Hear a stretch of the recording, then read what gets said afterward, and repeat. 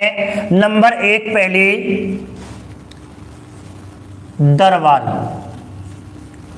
विद्वान। तो दरबार में ये कौन था और इसको कौन सा पद दिया गया, एक तो ये पढ़ना है।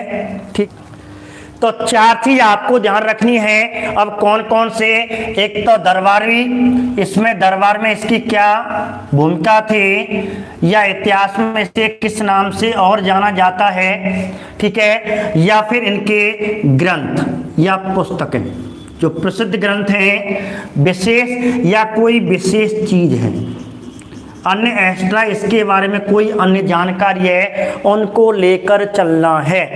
देखो, जिन विद्यार्थियों रेट की तैयारी नहीं कर पाए, किसी कारणवश ये अधूरी रह गई, पढ़ाई रह गई है, अभी आपके लिए लगभग जनवरी, फरवरी, मार्च, अप्रैल में तो पेपर होगा, अप्रैल में छोड़ दो, मेरे हिसाब से लगभग देखी जाए तो 3.5 महीने आपके लिए हैं, और 3.5 महीने आप तैयारी कर लें, तैयारी कर लें। 3.5 महीने बहुत होता है। यदि आज से ही हम लगभग, ठीक है, 8 घंटे से ऊपर, 8 से 14 घंटे के मध्य हम पढ़ें, सर अच्छी पढ़ाई हो जाएगी हमारी। तो वैसे बच्चे कैसे नहीं पाते, कोई बात नहीं दिव्या जी, लेकिन पढ़ाई आपको करनी है।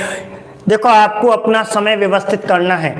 अधिकतर उन स्टूडेंट की सर्वाधिक समस्या जिनकी विवाह हो चुका है, लड़कियां या लड़काएं, सर्वाधिक लड़कियों के लिए परेशानी आती है, तो आप अधिकतर रात्रि काल में समय निकालें, क्योंकि बच्चों को सायकाल सुला दें और लगभग रात्रि काल में आप लगभग पढ़ें जितना हो सके। और सुबह, ठीक है, बच्चा तो लेट जगता ही, तो आराम से आप पूरी नींद सुबह कर सकते हो। तो रात्रि काल में आप लगभग 4, 5, 6 घंटे रात्रि काल में निकालें, दिन में 2-3 घंटे निकाल लें, इससे ही आपका काम होगा। लेकिन आपको समय स्वयं व्यवस्थित करना होगा। हमारा समय कब अच्छा मिलेगा भाई, हम भी परिवार, हम भी घर वाले हैं, ठीक है, हमारा भी परिवार है, तो हमें भी व्यवस्थित करना होता है। तो ऐसे ही आपको व्यवस्थित करना होगा, ठीक है, अपना समय। सर आपकी पिछली वीडियो कहाँ से मिलेंगे? नगीना जी, मेरी पिछली वीडियो मेरे स्पेशल ग्रुप पे भी डली हुई है, स्पेशल चैनल पे भी डली हुई है। मैं एक दिन बाद डालता हूँ, कल की क्लास दिन बाद उसमें परिवर्तन करके उसको सेंड कर देता हूँ, उसे अपने ग्रुप पे डाल देता हूँ, ठीक है, अपने व्हाट्सएप ग्रुप पे उसे सेंड कर देता हूँ। अपने चैनल पे भी आपको डाउनलोड कर देता हूँ, तो आपको तुरंत लिंक पहुँच जाएगी। बस आपको इन चैनल को सब्सक्राइब कर लेना है। इससे क्या, आपको सब्सक्राइब करके लाइक भी जरूर डालनी है, जिससे क्या आपके पास तुरंत ही नोटिफिकेशन आ जाता है, ठीक है, आ जाएगा। तो बात करते हैं, क्या पूछा जाता है, तो ध्यान रखना इस बात को, ये ज्योग्राफी में भी आता है, भारतीय इतिहास में भी आता है, राजस्थान जीके में भी आता है। तो राजस्थान जीके सहित इसको पढ़ना है और ज्योग्राफी सहित इसको पढ़ना है, ठीक है ज्योति जी। अब देखिए कैसे कौन कौन से क्वेश्चन बनेंगे। सबसे पहले बात करते हैं इसकी दरबारी विद्वान की। ये दरबार में कौन था, तो ध्यान रखना ये दरबार में कौन था। ये विक्रमादित्य का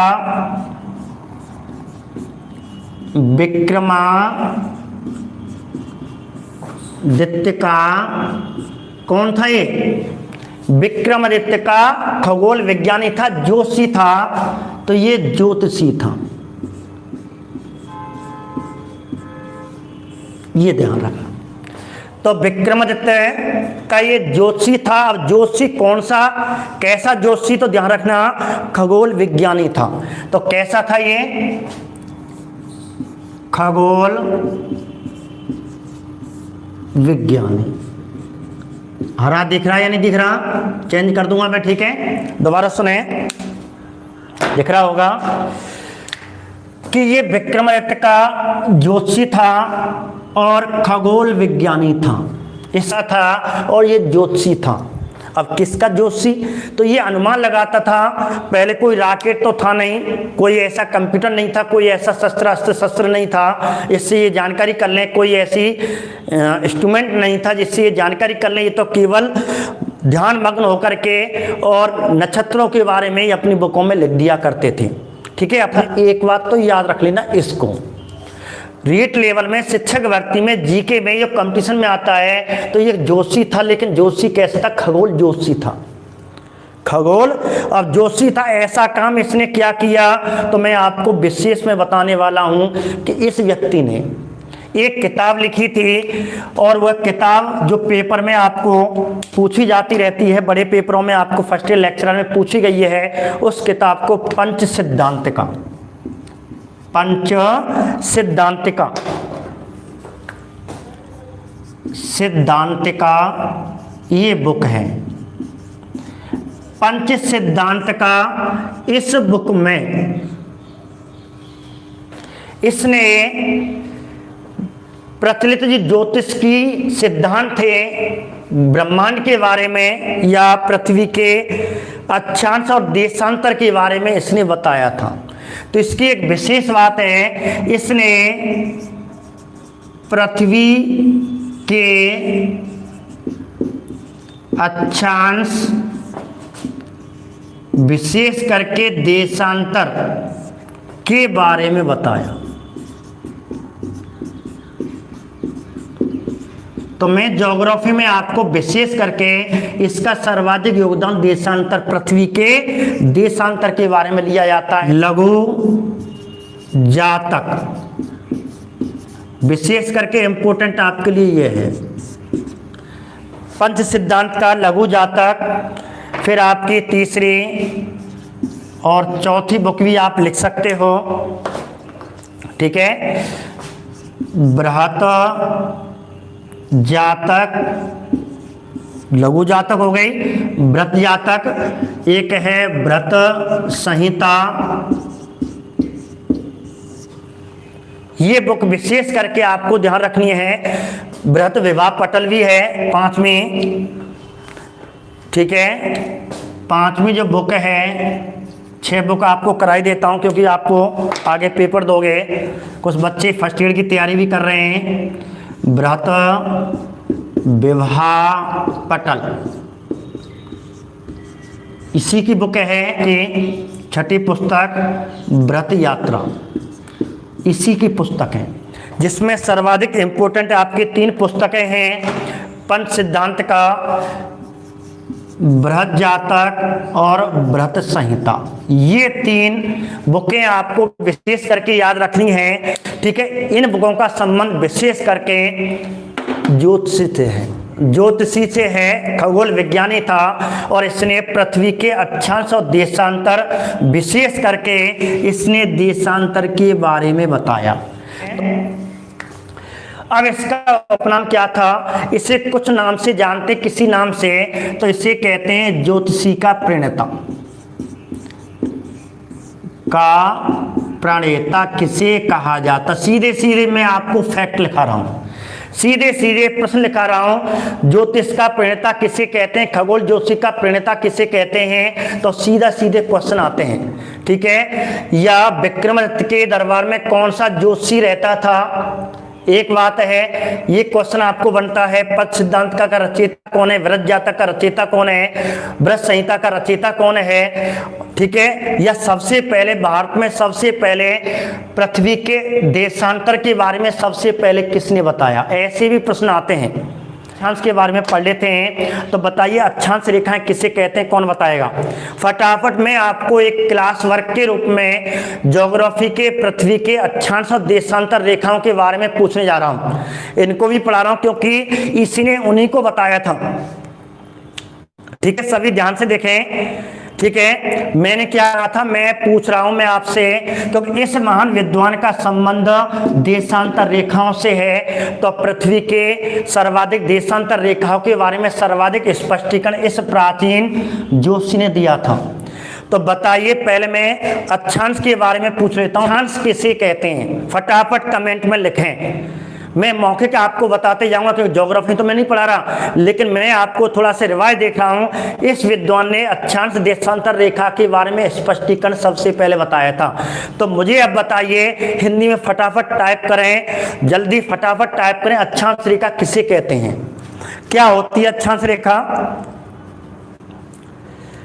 हाँ प्रिंस शर्मा जी लाइक कर दो यारो। दिव्या जी हाँ जी। संतोष जी अब बताइए, फटाफट बताइए अक्षांश किसे कहते हैं। लाइक तो आप स्वतः कर दोगे, ठीक, कहने की मुझे आवश्यकता बार बार ना पड़े, क्योंकि इससे क्या हमारा मोटिवेशन बढ़ जाता है, हमारी क्लास में जिज्ञासा हो जाती है। हम रेगुलर आपकी क्लासें लेते हैं कि हाँ बच्चा हमारा साथ दे रहे हैं, स्टूडेंट हमारा साथ दे रहे हैं। फटाफट लाइक तो करना ही करना है आपको, शेयर भी करना है। दूसरी बात आपको अक्षांश के बारे में बताना है, अक्षांश किसे कहते हैं बताइए।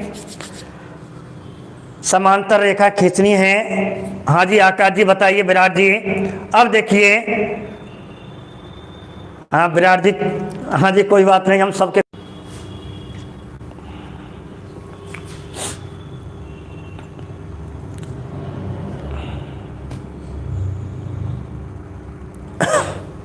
हाँ जी अभी बच्चे बता रहे हैं। जयवीर जी कह रहे हैं अक्षांश रेखाएं 180 होती हैं और भूमध्य रेखा के समांतर होती हैं। जयवीर जी ने कहा बहुत अच्छा। दिव्या जी ने कहा भूमध्य रेखा के समांतर होती हैं। ये आपको विशेष ध्यान रखना है, ठीक है। आप क्षैतिज रेखाएं होती हैं और कोई जितना जानता अक्षांश के बारे में फटाफट बताते जाओ। तो उससे पहले मैं थोड़ा सा ये पूछ लेता हूँ, पृथ्वी जैसे है तो बताइए पृथ्वी का आकार कैसा है। पहले मुझे आप ये बता दो, मैं आपसे पूछूंगा, मैं पढ़ा नहीं रहा, मैं आपसे क्वेश्चन पूछते जाऊंगा, फटाफट बनाते जाऊंगा। हाँ रेखा जी कह रहे 179 होती है, बस यही तो मुझे पूछना था, ठीक है। अर्चना जी कह रहे हैं 181, यही में विवाद है। अब पेपर में 179 भी आएगा, 180 भी आएगा, 181 भी आएगा, 90 भी आएगा। तो यही मैं आपको यहाँ क्लियर करने वाला हूँ, आपको एनसीईआरटी बुकों के माध्यम से। इसलिए मैंने ये टॉपिक पकड़ा, नहीं तो मुझे क्या मतलब पड़ रहा है। अब बच्चे 179 पढ़ रहे हैं, 180 भी पढ़ रहे हैं, 181 पढ़ रहे हैं, तीनों आंसर आ चुके हैं और ऑप्शन में 90 भी होगा।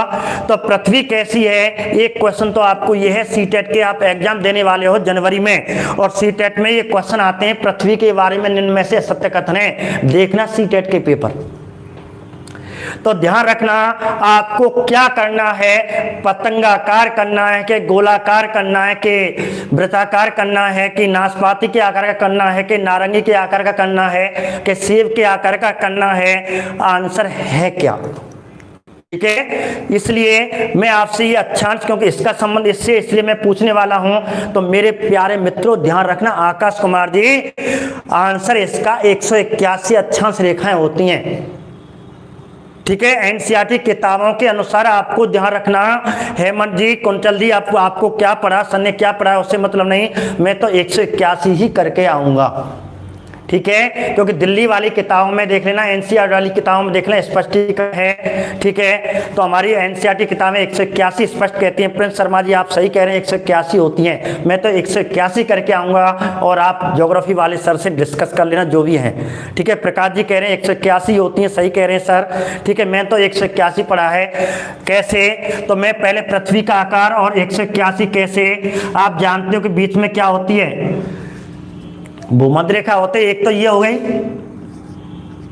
ठीक है, एक तो ये हो गई भूमध्य रेखा हो गई, ठीक है। जीरो अक्षांश जिसे कहते हैं। एक तो सीधा प्रश्न आता है, जीरो अक्षांश रेखा को क्या कहा जाता है, भूमध्य रेखा कहते हैं, सीधा प्रश्न है, ठीक है। अब 90 ऊपर 90 नीचे, 90 और 90 क्या हो गए, 180 और जीरो कह गई 181, सीधी बात है। दिमाग लगाना ही नहीं है, कुछ भी दिमाग कुछ नहीं लगाना है। मध्य में 1 होती है, ऊपर 90 होती है, नीचे 90 होती है, 181 हो गई। क्या दिमाग लगा रहे, कोई 189 कह रहा है, कोई 180 कह रहा है, कोई मतलब नहीं। ध्यान रखना 181 होती है। यदि 181 ऑप्शन में है, 181 यदि ऑप्शन में है तो आपको 181 माना जाएगा। हाँ 181 नहीं है फिर 180 कर देना, जो भी तुम्हारी इच्छा है, ठीक है। 181 आपका तब माना जाएगा जब ये आपको 181 ऑप्शन में नहीं है। 179, 180, 181 तो आपको 181 ही करना है मेरे हिसाब से। तो बाकी तुम्हारी माया तुम जानो, ठीक है। रीट में आ गया 181, तो मैं तो 181 ही सलाह दूंगा बच्चों से करने की, बाकी आपकी इच्छा है। आगे बात करते हैं 90 90, देखो सीधी बात है, फैक्ट है। 90 ऊपर 90 नीचे, कि आप अभी कह रहे थे समांतर रेखाएं होती हैं, समांतरी तो होती हैं, तो 90 ऊपर होती है, 90 नीचे होती है समांतर रेखाएं। एक विशेष करके ध्यान रखना, एक बात सत्य सत्र में पूछी जाती है, समांतर होती हैं पूर्णतः, ठीक है, समांतर रेखाएं होती हैं। विशेष करके एक और चीज ध्यान रखना कि कुल अक्षांश रेखाओं की संख्या मैंने अभी आपको बताई थी, और उन अक्षांश रेखाओं की संख्या 181 होती है। एक बात ध्यान रखना ये बात। दूसरा, पृथ्वी का आकार नारंगीकार बताया गया है सही तरह से, ठीक है। यदि नारंगी शब्द ना आए तो एक, क्योंकि इंग्लिश शब्द में हमारे जो महान विद्वान हैं, विदेशी विद्वान है, जियोड नाम दिया है, जियोड का संबंध नारंगी से ही माना गया है। तो जियोड आकार का बताया जाता है कि, ठीक है, तो जियोड आकार का नारंगी जैसा पृथ्वी का आकार है, समांतर रेखाएं होती हैं, ठीक है, और 181 अक्षांश रेखाएं होती हैं। और ध्यान रखना सबसे मुख्य अक्षांश रेखा 0 अक्षांश रेखा होती है, ठीक है, जिसे भूमध्य रेखा कहते हैं। अब इसके बाद आपको एक चीज और आपने पढ़ी होगी, मैं एक चीज और पूछ लेता हूं, इनके मध्य की दूरी, ये और पेपर में पूछी जाती रहती है, तो मुझे ये और बता दो कि 2 अक्षांशों के मध्य की दूरी को क्या कहते हैं। जौन आता है, एक गोरे आता है, क्या कहलाते हैं, गोरे कहलाते हैं। पिंकी सिसोदिया जी कह रही हैं इनको गोरे कहते हैं। अच्छा, अब दूरी कितनी होती है, 111.32। अमित सिंह जी कह रहे हैं कोई बात, बहुत बढ़िया, 111.33 कह लो, फैक्ट तो 111.33 आंसर है। इनके मध्य की दूरी 111.33 होती है, किलोमीटर में मीटर में है। अब चलो ये बता दो 111.33 किलोमीटर या सेंटीमीटर या मीटर, ये भी तो है भाई, दूरी को किलोमीटर में करते हैं तो 111.33 किलोमीटर। चलो ये अच्छी बात है, ठीक है, इन्हें जॉन कहते हैं, ये हो गया। अब देखिए एक बात, हाँ 111.33, ठीक है, जॉन कहते हैं इन्हें, ध्यान रखना क्या कहते हैं इनको, जॉन के नाम से जानते हैं, मैंने यहाँ लिख दिया था। एक बात, तो ये छोटी छोटी चीजें हैं। एक तो देखो सी टेट में, आर टेट में, यूपी टेट में इससे ज्यादा नहीं पूछते अक्षांश के बारे में। दूसरी बात, एक और चीज ध्यान रख लेना, कुल अक्षांशों की संख्या 181 होती है, लेकिन महत्वपूर्ण कितने होते हैं, महत्वपूर्ण अक्षांश कुल कितने होते हैं ये बता सकता है कोई। कुल अक्षांश कितने होते हैं, 181 होते हैं, लेकिन महत्वपूर्ण अक्षांश कितने होते हैं, कौन बताएगा, फटाफट बता दो। मैं ज्यादा गहराई में नहीं बढ़ा रहा, केवल ऊपर ऊपर से क्वेश्चन पूछ रहा हूं, जल्दी बताएं। कुल महत्वपूर्ण अक्षांशों की संख्या कितनी होती है, कुल महत्वपूर्ण अक्षांशों की संख्या कितनी होती है। आपको 180 भी दे दे, 181 भी दे दे, 7 भी दे दे, 3 भी दे दे, 9 भी दे दे, तो आंसर क्या होगा बताइए, क्या आंसर होना चाहिए। हाँ, सी टेट आराम से क्लियर होता है, बहुत बढ़िया, आराम से हो जाएगा, क्यों नहीं हो जाएगा, होगा कैसे नहीं, आप पढ़ रहे हो, अच्छी मेहनत कर रहे हो। तो मुझे ये बता दो महत्वपूर्ण अक्षांश कितने होते हैं। जैसे ऑप्शन में 1, 2, 3, 7 और 9, क्या आंसर होना चाहिए। सेल्फ स्टडी तो करनी पड़ेगी आपको, पढ़ना भी तो पड़ेगा, नोट्स जो हमने लिखा है आपने बताया आपको पढ़ना पड़ेगा। बताओ आकाश जी, एक छोटा सा प्रश्न मैंने आपसे पूछा, अंजलि कह रही है 7 होते हैं, निया कह रही है 3 होते हैं, कोई बात, बहुत बढ़िया ज्योति जी, आपका क्या क्लियर हो गया, आपके लिए बहुत बहुत धन्यवाद। आपका आंसर 7 है इसका अंजलि जी, ठीक है। पिंकी जी ने बताया सही है, अंजलि जी ने बताया था 7 है, इसके महत्वपूर्ण अंश 7 होते हैं। अब मैं थोड़ी सी बात कर लेता हूँ कौन कौन से मैं इनको बारे में पूछ रहा हूँ, फिर आपको देशांतर के बारे में थोड़ा सा पूछना है। एक तो ये हो गया, दूसरा, तीसरा, चौथा, 5वां, 6वां और 7वां। अब मैं निशान लगा दिए, अब मैं एक एक पूछने वाला हूं। जैसे 111.33 किलोमीटर प्रति अक्षांश के मध्य की दूरी होती है। अब मैं आपको, जैसे समांतर रेखा होती है तो एक अक्षांश में आपको 0 पे पहुंच रहा हूं, तो 0 अक्षांश को क्या कहते हैं, भूमध्य रेखा कहते हैं, ये तो आपको जानते हो। भूमध्य रेखा एक तो ये हो गया 0 अक्षांश, ठीक है। अब मैं आपको आगे पहुंच रहा हूं, उत्तर की ओर पहुंच रहा हूं, ऊपर नीचे दक्षिण ऊपर उत्तर है, 23.5 उत्तरी अक्षांश। तो बताइए 23.5 उत्तरी अक्षांश को क्या कहते हैं, जल्दी बता दो फटाफट, मौखिक ही पूछ रहा हूं। कर्क रेखा कहते हैं, ठीक है, इसे कहते हैं कर्क रेखा, इतना जानते हैं, बहुत बढ़िया। इसे कर्क रेखा कहते हैं। मैं आपको सीधे सीधे टैट वाले क्वेश्चन बता रहा हूँ, सीधे सीधे पूछे जाते हैं। ठीक है, 23.5 से सीधा क्वेश्चन आता है। अब हम तीसरे पहुंच जाते हैं, 23.5। जल्दी बता रहा हूँ फटाफट। दक्षिणी अक्षांश को क्या कहते हैं, जल्दी बताओ। हाँ, क्रम बाई क्रम सबने बता दिए, बहुत बढ़िया। तो 23.5 दक्षिणी अक्षांश को क्या कहते हैं? तो क्या आंसर है इसका? 23.5 को क्या कहते हैं बताइए? मकर रेखा। क्या कहते हैं? मकर रेखा कहते हैं, बहुत बढ़िया, इसे मकर रेखा कहते हैं। 3 हो गए, 7 बता रहा हूँ, 7 इंपोर्टेंट है। अब है आपका चौथा, पांचवा, छठा और सातवां। ठीक है, 3 हो गए आपका, ये 3 हो गए। अब आ जाओ चौथे पे, और चौथे पहुंच जाते हैं 66.5 उत्तरी अक्षांश। बताइए। और फिर है 66.5 दक्षिणी अक्षांश। क्या कहते हैं इनको? अब बताइए। 66.5 जो उत्तरी अक्षांश है उसे क्या कहते हैं? 66.5 दक्षिणी अक्षांश को क्या कहते हैं? साथ में विशेष करके उत्तरी अटलांटिक। हाँ, बहुत बढ़िया, ध्यान रखना, बहुत बढ़िया आंसर दिया आपने। इसे कहते हैं आर्कटिक,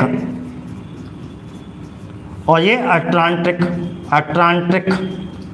सागर महासागर, आर्कटिक महासागर, अंटार्कटिक महासागर, सीधा सीधा प्रश्न है। अब रह गए आपके 6 और 7। ये है 90 उत्तरी, 90 दक्षिणी, और इन्हें क्या कहते हैं? उत्तरी ध्रुव और दक्षिणी ध्रुव। ठीक है, ऊपर वाले को उत्तरी अक्षांश को उत्तरी ध्रुव कहते हैं, और दक्षिण को दक्षिणी ध्रुव कहते हैं। ये ध्रुव है, उत्तरी ध्रुव और दक्षिण ध्रुव। हो गए 7। ये ध्यान रखना है, छोटी छोटी बातें मैं आपसे इसलिए रिवाइज के रूप में पूछ रहा हूँ, तो आप जानते हो, बहुत बढ़िया। मैं इसलिए मैं नहीं पढ़ा रहा, केवल मैंने आपसे क्वेश्चन पूछे हैं। इस विद्वान ने ये चीज बताई थी, इस विद्वान ने ये चीज बताई थी जो हमारे पेपर में पूछी जाती है, पृथ्वी के अक्षांश के बारे में। विशेष करके नंबर एक बात ध्यान रखना, जब भी याद करें तो पृथ्वी का आकार नारंगी जोड़ आकार का होता है। नंबर 2, अक्षांश किसे कहते हैं? पृथ्वी की मतलब ऐसी काल्पनिक समांतर रेखाएं जो कहां से कहां की ओर बताओ? जो पूरब से पश्चिम की ओर खींची है। काल्पनिक रेखाएं, समांतर रेखाएं जो पूरब से पश्चिम की ओर खींची जाती हैं, और ये समांतर रेखाएं होती हैं। विशेष करके इनकी संख्या कुल कितनी होती है? 181 होती है, जिसमें महत्वपूर्ण कितनी होती है? 7 होती हैं, जिसमें पहली भूमध्य रेखा 0 अक्षांश को भूमध्य रेखा कहते हैं। 23.5 उत्तरी अक्षांश को कर्क रेखा कहते हैं। 23.5 दक्षिणी अक्षांश को मकर रेखा कहते हैं। 66.5 उत्तरी अक्षांश को आर्कटिक रेखा कहते हैं। 66.5 दक्षिण अक्षांश को क्या कहते हैं? आपको अटलांटिक कहते हैं। 90 उत्तरी को उत्तरी ध्रुव कहते हैं, 90 दक्षिण को दक्षिण ध्रुव कहते हैं। सीधे सीधे क्वेश्चन आपको फैक्ट हैं, ऐसे याद कर लिया करो। ठीक है, एक बात। अब मैं आपको थोड़ा सा, गुरुजी का ज्योग्राफी पढ़ावे लग गए। मैं ज्योग्राफी ना पढ़ा रहा हूं, मैं तुमसे क्वेश्चन पूछ रहा हूं। मैं आपका रिवाइज देख रहा हूं, कौन कितना पढ़ रहा है। रात में कौन चैटिंग कर रहा है, पता नहीं किससे चैटिंग कर रहा है, कौन सी गर्ल से। गर्लफ्रेंड है, जिन बॉयफ्रेंड है, बाय बॉयफ्रेंड है, बुक फ्रेंड बना लो। ठीक है, गर्ल्स फ्रेंड बॉयफ्रेंड बनते, चैटिंग मत करे करो रात में। अब चैटिंग करवा बुला दूंगा तुमने। ठीक है, हाँ ध्यान रखना। अब आपको चैटिंग करनी है, अपनी बुक से करनी है। रिवाइज कर लो, आप जानते हो कि हमने तो कर लिया, हमने पढ़ लिया, हमने क्लियर कर लिया, बहुत अच्छी बात है, कर लिया, लेकिन अब और भी पढ़ना है।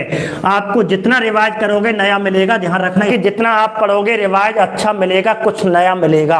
अभी तो बहुत पूछने वाला हूँ, तैयार रह जाओ आपको, क्योंकि मैं अभी आपको अभी तो इसके गाँव में घुमाने चलूंगा, वहाँ आपको राजस्थान जीके में लेके चलूंगा। अभी तो मैं ज्योग्राफी में घूम रहा हूं, क्योंकि इसने पृथ्वी के अक्षांश देशांतर रेखाओं के बारे में बताया था। अब बात करते हैं देशांतर रेखाएं। ठीक है, अब मैं देशांतर रेखा के बारे में पूछ रहा हूं। ठीक है साहब, पृथ्वी हो गई हमारी ये। एक बात, जैसे आपने अक्षांश रेखाओं के बारे में बताइए समांतर होती हैं, ऐसे बताइए कि जो देशांतर रेखाएं होती हैं वो किधर से किधर की ओर खींची जाती हैं। अक्षांश रेखाएं पूर्व से पश्चिम की ओर खींची जाती हैं, काल्पनिक रेखाएं होती हैं। ठीक है, समांतर होती हैं। और देशांतर रेखाएं किधर से किधर की ओर खींची जाती हैं, बताइए। अब उत्तर देते जाओ, लॉलीपॉप पे छोड़ो विराट जी, ठीक है। अब आपको आ जाओ उत्तर, बताइए। उत्तर से दक्षिण की ओर खींची जाती है, ध्यान रखना। वो पूर्व से पश्चिम की ओर काल्पनिक रेखाएं खींची जाती हैं, ठीक है। पृथ्वी घूर्णन तो आपको पश्चिम से पूर्व की ओर करती है, इतना जानते हैं। एक बार उत्तर से दक्षिण, अंजलि सही बात कहा। तो ये उत्तर से दक्षिण खींची जाती है, एक बात विशेष करके, ठीक है। एक विशेषता तो ये हो गई, पहली विशेषता ये उत्तर से दक्षिण खींची जाती हैं। दूसरी विशेषता, अब अक्षांश रेखाएं समांतर होती हैं, और ये रेखाएं कैसी होती हैं, अब बताइए। तो ये रेखाएं कैसी होती हैं, अर्धवृत्त होती हैं। ये सत्य में एक बार दिल्ली सीटेट में पूछा गया है, ठीक है। अर्धवृत्त का मतलब है, आपने ऐसे देखा होगा, इतना तो थोड़ा सा मुझे मालूम है, ये है अर्धवृत्त। दूसरी विशेषता ये हो गई। तीसरी विशेषता, बीच की दूरी।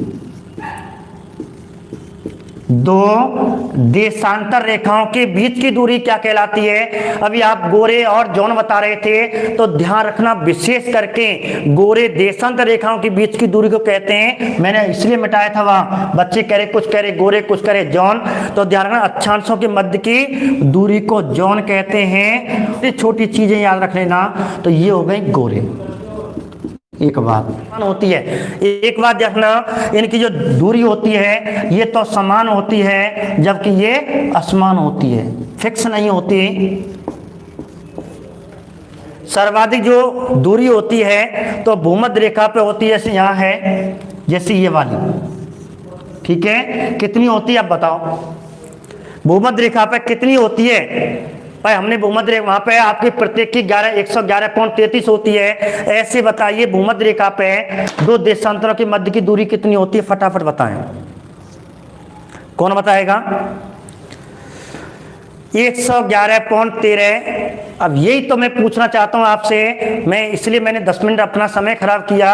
अर्धवृत्त ध्यान रखना, आज गलत नहीं करना आपको, आज के बाद गलत मत कर देना। 111.33 से 32-33 जो पूछ रहे वो अक्षांश है, लेकिन देशांतर ध्यान रखना, भूमध्य रेखा पे सर्वाधिक होती है 111.11 किलोमीटर, इतना अंतर ध्यान रखना। 111.33 अक्षांश पे है, ये कि यहाँ पे कितनी है, वहां प्रत्येक की है, वहां प्रत्येक की 111.11 है, लेकिन यहाँ प्रत्येक की नहीं है, केवल सर्वाधिक दूरी भूमध्य रेखा पे 111.11 किलोमीटर है। जैसे जैसे आगे बढ़ते जाते हैं दूरी कम होती जाती है। देखो हो रही है, हो नहीं हो रही, आसमान हो गई। जबकि वो कैसी थी आप जानते हैं, इनकी ये समान थी, ये समान है, ये समान थी, और जहां दूरी कम होती जाती है ध्रुवों की ओर, भूमध्य रेखा से अर्थात ऊपर की ओर जाते हैं, ध्रुवों की ओर जाते हैं, दूरी कम होती जाती। ये विशेषताएं आपको ध्यान रखनी, रिवाइज किया करो अपनी कॉपी में। सर ने आपको ज्योग्राफी वाले सर ने लिखाया, एक एक चीज को क्लियर किया करो, एक बात, ठीक है। अब आ जाइए, चौथी बात पूछ लेते हैं, कुल देशांतर रेखाएं बताइए, कुल देशांतर रेखाएं कितनी होती हैं। इस विद्वान ने बताया था, उस जमाने में ये कहीं देखने नहीं गया, इसने अपने ब्रह्म ज्योतिषी थे, ज्योतिष लगाया, ज्ञान लगाया, और इसने प्रमाण दिया जो आज सही बैठा है। लगाओ कितने विद्वान था ये व्यक्ति, बहुत बढ़िया। 360 हैं, तो कुल देशांतर कितने हैं, 360 हैं, ध्यान रखना। अक्षांश कुल 181 करना है, अक्षांश 181 करना है, और कुल देशांतर कितने करने हैं, 360 करने हैं, एक बात। पांचवी जो विशेष बात है, ठीक है, कुल देशांतर, कुल मुख्य देशांतर, कुल या मुख्य देशांतर रेखाएं बताओ, जल्दी बताइए। मुख्य देशांतर रेखाएं, कुल देशांतर रेखाएं 360 होती हैं, ठीक है। ऐसे वहां कितनी होती है, 181 होती है अक्षांश, यहाँ 360 होती हैं। ऐसे अक्षांश कुल मुख्य 7 होती हैं, और मुख्य देशांतर रेखाएं कुल कितनी होती हैं, बताओ कौन बताएगा। मुख्य देशांतर रेखाएं 2 होती हैं, कितनी होती हैं, 2 होती हैं, ध्यान रखना। कौन कौन सी होती हैं, ये थर्ड ग्रेड रीट में पूछा गया 2011 में, सॉरी 2013 वाले पेपर में, जो सेकंड पेपर हुआ था उसमें एक क्वेश्चन आया था, आपको मैं बताने वाला हूं। टेट में या आर-टेट में, जो रीट के नाम से है वर्तमान में, टेट के नाम से क्वेश्चन उसमें पूछा था। तो 2 होती हैं, ध्यान रखना। एक तो 0 देशांतर, डिग्री देशांतर, एक होती है 180 डिग्री देशांतर, ये होती है दो होती हैं। अब बताइए क्वेश्चन पूछा था, क्वेश्चन क्या था? प्रधान यामोत्तर रेखा कहलाती है, प्रधान यामोत्तर रेखा कहलाती है 0 देशांतर रेखा, 0 अक्षांश रेखा, 180 देशांतर रेखा, और उसमें पूछी थी 23.5 उत्तरी अक्षांश रेखा, ये ऑप्शन में आया था। तो ध्यान रखना, प्रधान यामोत्तर रेखा पूछी थी तो इसे प्रधान यामोत्तर रेखा कहते हैं, प्रधान यामोत्तर रेखा, जिसे ग्रीनविच रेखा भी कहते हैं। आपने सही आंसर दिया, जिसे ग्रीनविच रेखा भी कहते हैं, जो ब्रिटेन के ग्रीन साइड से के मध्य से गुजरती है, इसलिए इसे ग्रीनविच रेखा भी कहते हैं। तो प्रधान यामोत्तर रेखा किसे कहते हैं, ये आपको टेट में पूछा गया है, ठीक है। तो 0 देशांतर रेखा को और 180 देशांतर रेखा को क्या कहते हैं? अब ऑप्शन में ये आएंगे, ऑप्शन में आएगा अंतरराष्ट्रीय तिथि रेखा, अंतरराष्ट्रीय रेखा की तिथि रेखा किसे कहते हैं? क्वेश्चन ये आएगा आपको, अंतरराष्ट्रीय तिथि रेखा। बस मुझे इतना पूछना था आपसे, सामान्य जानकारी करनी थी। अंतरराष्ट्रीय तिथि रेखा किसे कहते हैं? तो ध्यान रखना, 180 डिग्री देशांतर को कहते हैं, 180 डिग्री देशांतर को क्या कहते हैं? अंतरराष्ट्रीय तिथि रेखा कहते हैं। ये विशेष करके आपको ध्यान रखना, एक बाद रात्रि वाला सूर्य का देश, नंबर 1 नॉर्वे को कहते हैं, दूसरा उगते हुए सूर्य का देश किसे कहते हैं? जापान को कहते हैं, और डूबते हुए सूर्य का देश किसे कहते हैं? ब्रिटेन को कहते हैं। अमित जी, ये चीज़ आपको जल्दी जल्दी मैंने आपको बताई, एक बात याद रख लेना। हाँ, एक चीज और, आप एक देशांतर को पार करने में कितना समय लगता है? एक देशांतर को पार करने में कितना समय लगता है बताइए? एक देशांतर को पार करने में, एक देशांतर जैसे ये देशांतर है, पार करने में कितना समय लगता है? को पार करने में 4 मिनट का समय लगता है। बहुत बढ़िया, ठीक है। भारत का मानक समय कितना है, कितनी डिग्री पे है, देशांतर पे है? पिंकी जी बहुत बढ़िया, 4 मिनट होता है। अब एक क्वेश्चन है, भारत का मानक समय कितनी डिग्री देशांतर पे माना जाता है? जल्दी बताइए। क्वेश्चन मैं आपको फैक्ट दे रहा हूँ, फिर मैं अपने टॉपिक पे पहुंच रहा हूँ। 82.5 डिग्री देशांतर पे, और भारत के कौन से स्थान से होकर के, ठीक है, मानक जो ग्रीनविच रेखा गुजरती है, भारत के कौन से स्थान से गुजरती है? ये वाली 82 डिग्री देशांतर। बहुत बढ़िया, पूर्वी देशांतर 5.5 घंटे का हाथ जोड़ते हैं, क्योंकि पूरब की ओर जाते हैं 5.5 घंटे हम जोड़ी जाती है। बहुत बढ़िया। अब कौन से शहर? इलाहाबाद नैनी, इलाहाबाद नैनी से, नैनी मिर्जापुर में पड़ता है बहुत, इलाहाबाद के पास मिर्जापुर में नैनी नामक, ठीक है, गाँव से ये गुजरती है।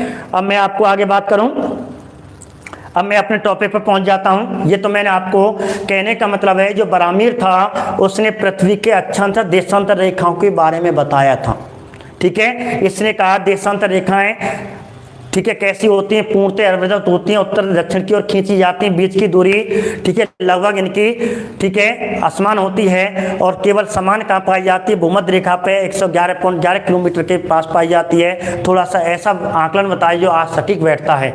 इस महान विद्वान की बहुत बड़ी ज्योतिषी थे, अपना ज्ञान था, इसने प्रमाण कर दिया, और यह आज वर्तमान में सही है, ठीक है। अब आगे बात करते हैं विशेष बातों में, दूसरी बात पहुंचते हैं। एक बात तो ये, दूसरा क्या है इसका जो विशेष बात थी, बरामीर की नगरी किसे कहते हैं? एक क्वेश्चन ये आता है राजस्थान में,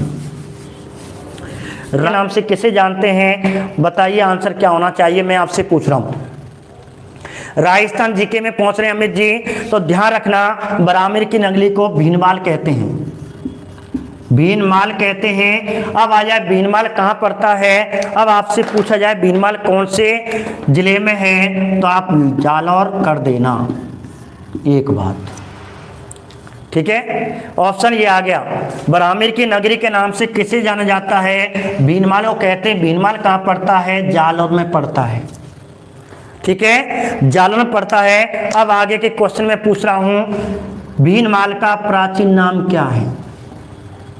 भीनमाल का प्राचीन नाम क्या है? श्रीमाल। एक क्वेश्चन ये रहा, भीनमाल का प्राचीन नाम है श्रीमाल के नाम से किसे जाना जाता है? भीनमाल को, या भीनमाल का प्राचीन नाम क्या है? श्रीमाल है। क्या है? गुर्जर प्रत्यार। बहुत बढ़िया। तो ध्यान रखना आप पहुंच गए, ठीक है। वही आपको लेकर चल रहा हूं भीनमाल। अब श्रीमाल इसका प्राचीन नाम है। अब कहते हैं, ये क्वेश्चन आता है, श्रीमाल अर्थात भीनमाल की जन्मस्थली। भीनमाल जन्मस्थली ये किसकी, किस कवि की भीनमाल या श्रीमाल जन्मस्थली है? माघ की। श्रीमाल। सीधा क्वेश्चन आता है।